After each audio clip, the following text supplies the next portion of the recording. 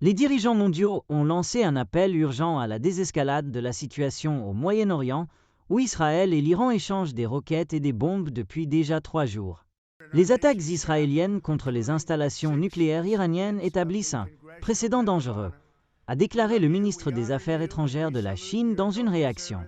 Le Premier ministre israélien, Benjamin Netanyahou, a rejeté ces appels, affirmant que les attaques israéliennes jusqu'à présent ne sont rien comparées à ce qui va arriver dans les jours à venir. Le président américain Donald Trump a déclaré, quant à lui, que le conflit pourrait se terminer facilement, avertissant Téhéran de ne pas frapper une cible américaine. Si nous sommes attaqués de quelque manière ou forme que ce soit par l'Iran, la force et la puissance totale de l'armée américaine s'abattront sur vous à des niveaux jamais vus auparavant, a déclaré Trump dans un message sur Truth Social. Cependant, nous pouvons facilement parvenir à un accord entre l'Iran et Israël et mettre fin à ce conflit sanglant. Trump n'a pas donné de détails sur un éventuel accord.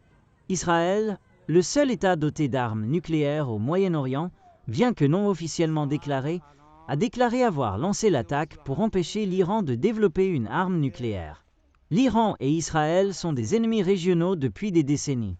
L'Iran a toujours affirmé que son programme nucléaire est pacifique, et les États-Unis, ainsi que d'autres, ont estimé qu'il ne visait pas au développement d'armes depuis 2003.